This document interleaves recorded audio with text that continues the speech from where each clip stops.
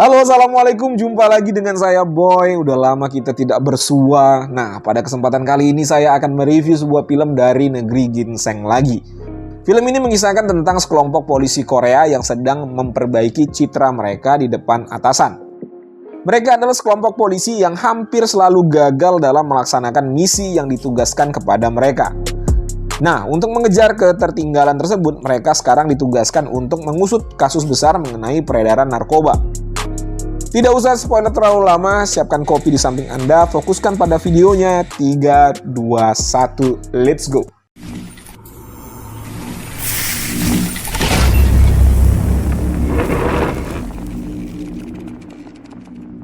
Scene diawali beberapa mafia narkoba di Korea sedang asik bermain domino.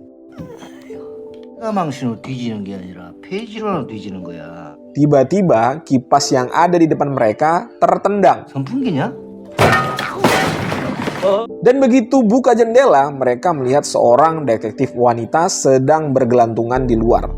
Wanita ini bernama Detektif Jang. Dari caranya bergelantungan, ini kelihatan sekali bahwasanya polisi yang satu ini tidak profesional.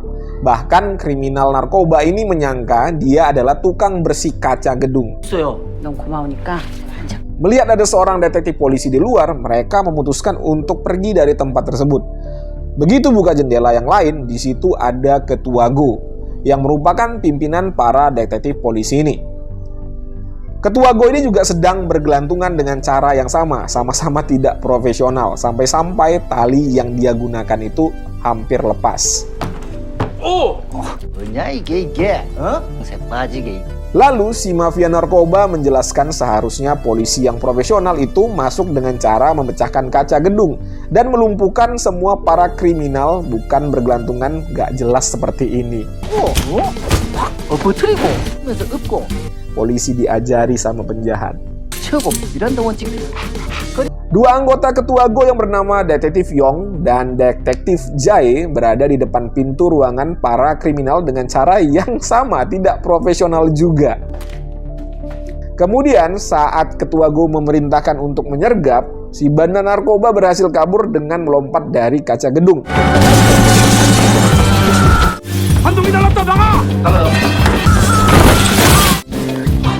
안 되네 씨.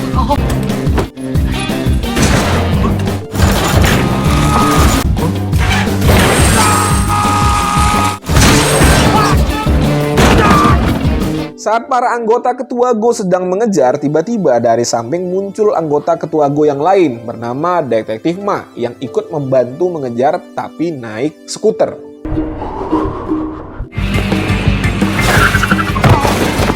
Detektif Ma berhasil menabrak si bandar. Dan saat hendak memborgolnya, ternyata Detektif Ma ini nggak bawa borgol. Betapa tidak profesionalnya anggota Detektif Go ini ya. Itu membuat dirinya malah disetrum oleh si bandar. Si bandar kemudian melanjutkan untuk melarikan diri, tapi naas, dia harus tertabrak bus dan tewas.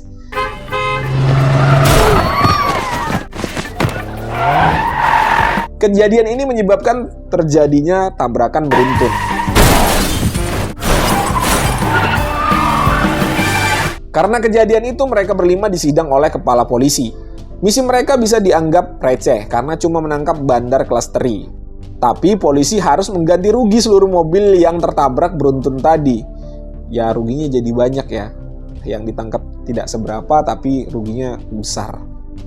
Kalau di Korea ternyata begitu ya, kalau ada kerugian yang diderita oleh masyarakat langsung diganti rugi. Ya sama, kalau di Indonesia kan juga seperti itu ya. Yang kemarin kejadian pemusnahan petasan, ternyata ledakannya itu berdampak kepada rumah warga, langsung diganti. Mantap polisi Indonesia.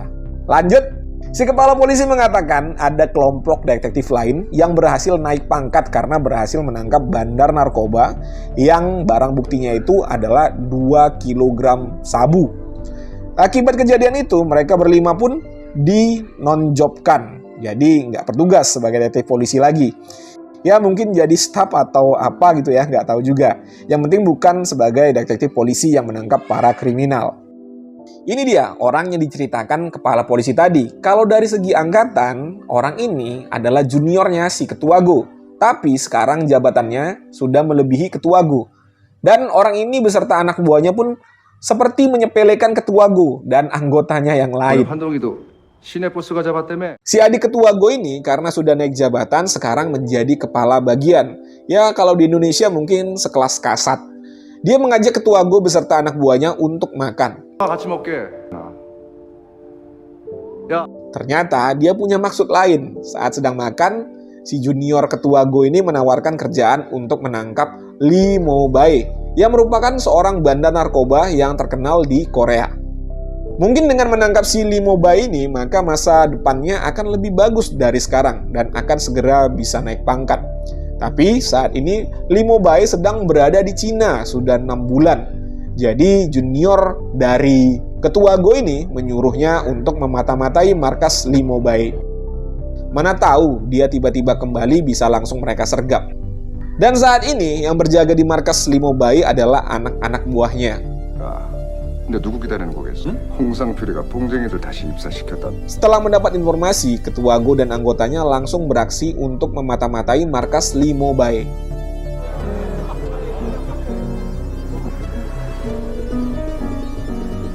Hari demi hari mereka lalui untuk mengawasi markasnya Lee Mo-bae, menunggu dia pulang. Tapi tetap belum mendapatkan hasil. Sepertinya para anggota ketuago sudah mulai jenuh menunggu Lee Mo-bae yang tak pernah muncul. Tiba-tiba saat mereka hampir menyerah, disitulah Lee Mo-bae ternyata muncul, sudah kembali dari Cina.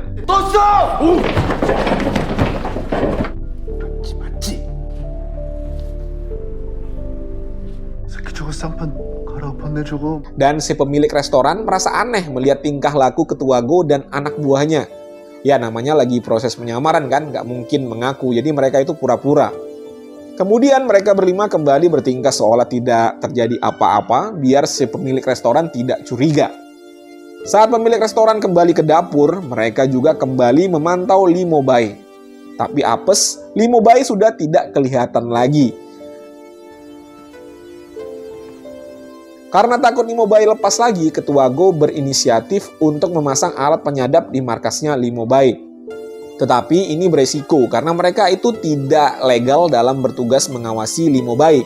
Bukan perintah dari kantor langsung. Jadi cuma disuruh adik kelas ketuago saja untuk memata-matai Lee Mo-bae. Jadi jika mereka melakukan penyadapan seperti itu, bisa-bisa mereka akan mendapatkan hukuman kehilangan uang pensiun. Jadi tidak bisa sembarangan ya di Korea ya. Walaupun itu kriminal, tidak bisa asal-asalan disadap tanpa ada izin. Keesokan harinya, ketuago menghadap kepala polisi dan meminta agar mereka dilegalkan dalam menyelidiki kasus Lee Mo-bae dan memberikan mereka fasilitas yang dibutuhkan dalam penyelidikan. Akhirnya, kepala polisi menyetujui permintaan dari ketuago dengan ancaman kalau mereka gagal lagi maka uang pensiunan mereka akan hilang. Lalu ketuago menyetujui hal tersebut. Keesokan harinya, ketika mereka pergi ke restoran, ternyata restoran tempat mereka memantau markas Lee Mo-bae mengalami kebangkrutan. Mau tidak mau, mereka harus membeli tempat tersebut. Karena memang ya tempat ini yang layak untuk dijadikan lokasi untuk memata-matai. Karena posisinya berhadapan-hadapan dengan markas Lee Mo-bae.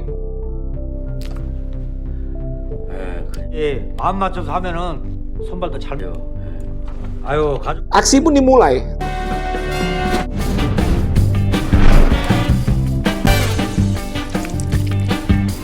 Tapi yang jadi masalah adalah karena ini merupakan restoran, jadi setiap waktu ada saja pengunjung yang datang, yang membuat mereka malah tidak fokus untuk kerja sebagai polisi. 근데 치킨은 누가 튀기지? 그러니까 쟤네가 13팀이 나왔어. 오라는 새끼들 안 Karena banyaknya permintaan ayam goreng di restoran tersebut dan juga anak buah Lee Mo-bae biasa membeli ayam goreng dari tempat itu, akhirnya mereka mau nggak mau memutuskan untuk berdagang ayam goreng agar penyamaran mereka sempurna. Itu mirip-mirip tukang bakso yang bawa hati ya. 그치 서비스는 주는 Untuk menguji makanan siapa yang paling enak, ketuago menyuruh semua anggotanya untuk masing-masing menggoreng ayam. Hasil masakan mereka pun mulai dicoba.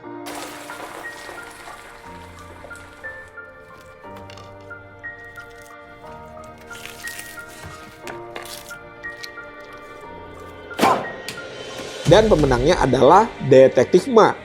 Nggak nyangka ya. Dia berhasil membuat ayam goreng dengan rasa yang lezat. Pelanggan pertama mereka datang. Detektif Ma pun beraksi.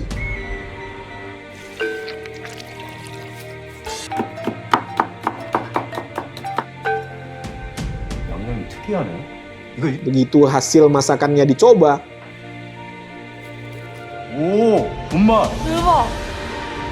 sempurna ya, enak.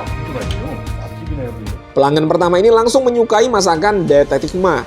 Alhasil, restoran ayam goreng mereka jadi ramai pengunjung yang membuat mereka sendiri kelabakan melayani para pengunjung, bahkan sampai ngantri-ngantri. Kalau saya berhenti aja jadi polisi ya, jualan ayam goreng lebih menjanjikan. Ya namanya juga cinta profesi, nggak bisa kita bilang begitu ya. Kalau di Indonesia udah dicurigai ya persugihan pasti ini. Hal ini membuat mereka terlena. Tugas awal mereka adalah untuk menangkap Lee Mo-bae. Nggak berapa lama kemudian, anggota Ketua Go melihat Lee Mo-bae datang lagi ke markasnya. Tapi karena kesibukan Ketua Go dan anggota yang lain melayani pengunjung, sehingga laporan dari anak buahnya ini nggak ditanggapi oleh Ketua Go. Karena takut kehilangan jejak Lee Mo-bae, anggota Ketua Go ini memutuskan untuk mengikuti Lee Mo-bae.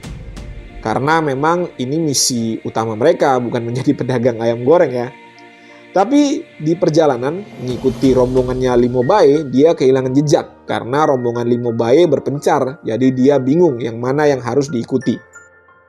Saat kembali ke restoran, Detektif Yong pun kesal karena dia malah dimarahi oleh teman-temannya. Ya, dia tidak ikut membantu ya. Tadi dia mengejar si Lee Mo-bae. Kemudian menjelaskan bahwa misi utama mereka adalah menangkap Lee Mo-bae, bukan jualan ayam goreng. Ternyata teman-temannya malah curhat apa saja yang mereka kerjakan hari ini. 보셨습니까? 매일이 화생방입니다. 카레 베이고 씨발 얼마나 쓰라린 줄 알아? 아파. 야, 한 대분당 3만 원이라고 면 진짜. Keesokan harinya mereka berinisiatif menaikkan harga 3 kali lipat agar pengunjung sepi. Dan mereka pun melanjutkan untuk memata-matai Lee Mo-bae. Namun apa yang terjadi? Ya tetap rame pengunjungnya. Kalau masakannya sudah enak ya emang begitu, berapapun dibayar orang ya. Lanjut, kepala polisi memanggil mereka untuk menanyakan sudah sejauh mana hasil pekerjaan mereka. Yang ada kepala polisi hanya melihat laporan hasil penjualan ayam goreng. Sampai-sampai kepala polisi pun bingung. Penyamaran apa yang sedang mereka lakukan? Keesokan harinya, karena sudah viral tentang restoran mereka yang sangat enak, itu mengakibatkan restoran mereka masuk TV. Alhasil, polisi pun mengetahui tempat mereka tersebut. Si junior Ketua Go yang memberikan informasi tentang Lee Mo-bae di awal tadi datang. Dan kesal karena Ketua Go tidak memberikan laporan kepada dirinya. Kemudian, Lee Mo-bae juga menonton berita tentang restoran Ketua Go. Lee Mo-bae bermaksud untuk mengajak Ketua Go bekerja sama.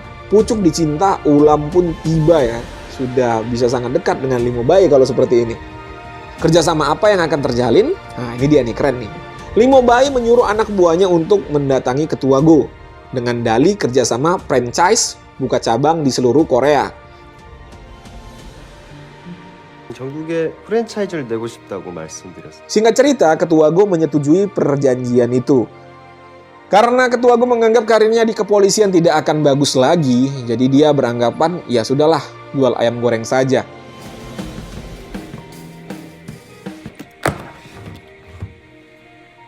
Ekspansi bisnis pun dimulai.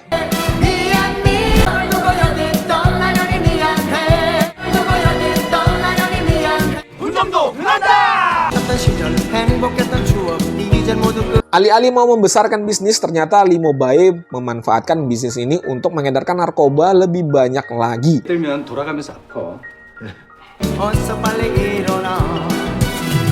Dan juga rasa makanannya tidak seenak yang dibuat oleh anggota Ketua Go.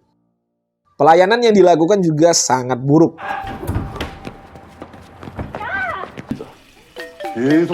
Kabar ini terdengar oleh Ketua Go. Mereka pun meneliti langsung apa saja yang dilakukan oleh karyawan franchise cabang ayam goreng milik mereka. Yang pastinya anak buah Lee Mo-bae semua ya. Memang terlihat keanehan tidak seperti bisnis makanan pada umumnya. Ketua Go dan yang lain berhasil untuk menemukan bukti bahwa ayam goreng franchise milik mereka benar-benar disusupi narkoba. 정감이야? 여기서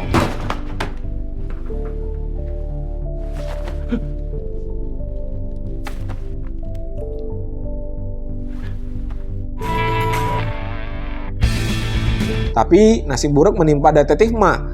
Dia berhasil dihajar oleh anak buah Limo Bae yang menyebabkan Limo Bae mengetahui penyamarannya.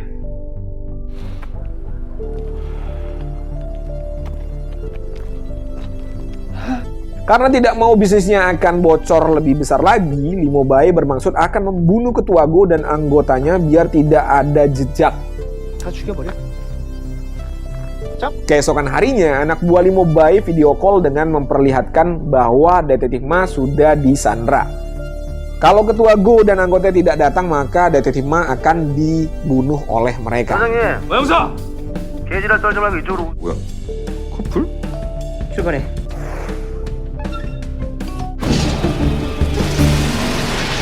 Saat kuburan detektif Ma sudah dipersiapkan, ternyata detektif Ma ini merupakan seorang anak pasukan khusus Korea dan ahli bela diri. 니 뭐하니?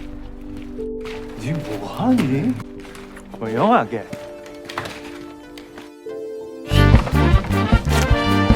Dia berhasil mengalahkan anak buah Limo Bae yang ada di tempat ini.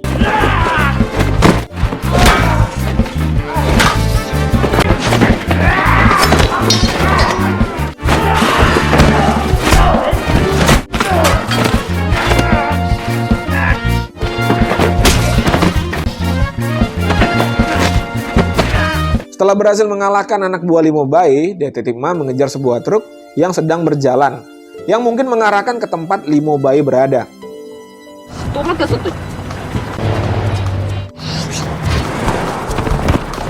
Ternyata benar, Limo Bae sedang bertemu dengan mafia lain dan akan melakukan transaksi jual beli narkoba. Detektif Ma bingung karena dia sendirian akan melakukan apa. Dia menyalakan suara mobil polisi lewat HP-nya. Itu menyebabkan transaksi itu menjadi kacau.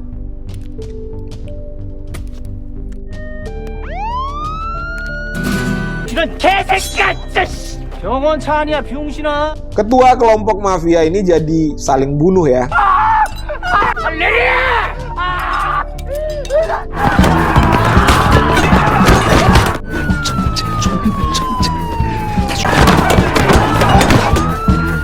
Gak berapa lama kemudian, Ketua Go dan anggotanya datang ke tempat itu. Mungkin inilah saatnya pembuktian bagi mereka masih layak nggak menjadi seorang polisi. Ketua Go langsung memfoto kejadian tersebut dan mengirimnya ke juniornya yang sudah lebih tinggi pangkatnya dibandingkan dia, agar pihak kepolisian bisa mengirimkan lebih banyak pasukan ke sana. Awalnya Limo Bae sempat menyepelekan mereka karena hanya berlima melawan Limo Bae dan anak buahnya yang begitu banyak. Tapi ternyata mereka ini bukan orang-orang sembarangan ya. Soalnya polisi terlatih juga. Kalau menyamar memang jelek, memang tidak profesional, atau ya terlihat lucu ya.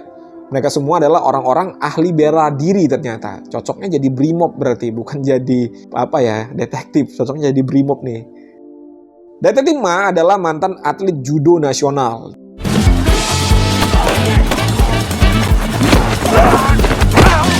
Detektif Yong adalah mantan pasukan khusus yang pernah membunuh orang dan di-downgrade menjadi polisi.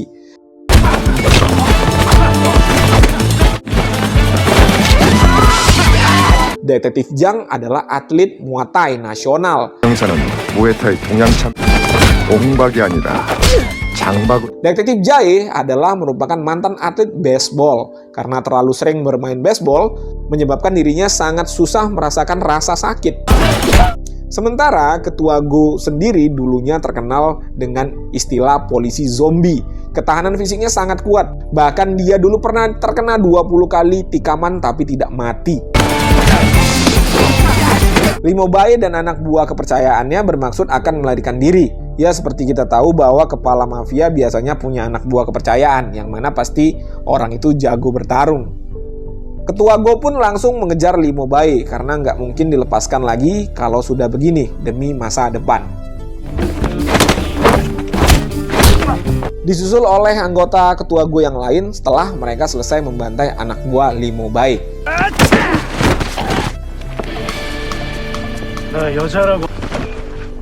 Anak buah kepercayaan Lee Mo-bae berhasil mereka lumpuhkan, tetapi Lee Mo-bae sendiri berhasil kabur menggunakan speedboat.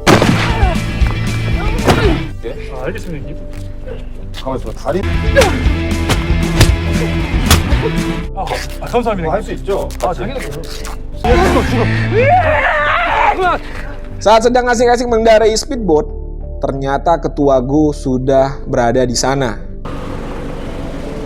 Dia tadi berhasil menyusul Lee Mo-bae sebelum speedboatnya berjalan. Pertarungan antara Lee Mo-bae dan ketua Go terjadi karena memang ketua Go ini mempunyai ketahanan fisik yang sangat kuat. Dia sangat susah dikalahkan. Ditikam 20 kali aja nggak mati nih orangnya, apalagi kalau cuma dipukul.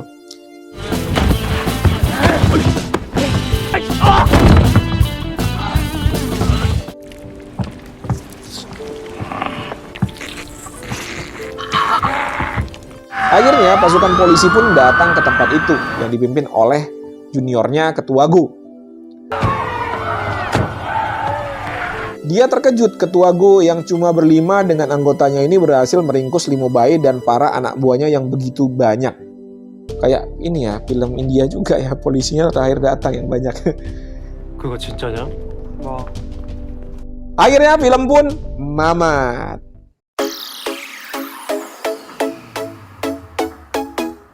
Pada akhir film ya, ketua Go dan keempat anggotanya berhasil naik pangkat karena telah meringkus mafia bandar narkoba besar di Korea. Ya ini kalau saya sih mending usaha ayam goreng aja daripada jadi polisi nggak kaya ya. Sekian dulu ya teman-teman ya, alur cerita film Extreme Job. Kalau kalian nonton filmnya langsung nih sangat keren ya, dan ada lucu-lucunya juga. Oke, kritik dan saran untuk membangun channel ini sangat diperlukan di kolom komentar. Tetap semangat kawan-kawan dalam menjalani hidup ini seperti ketua Go ya, karena hal yang baik sudah menunggu di depan kita. Saya Boy, assalamualaikum warahmatullahi wabarakatuh.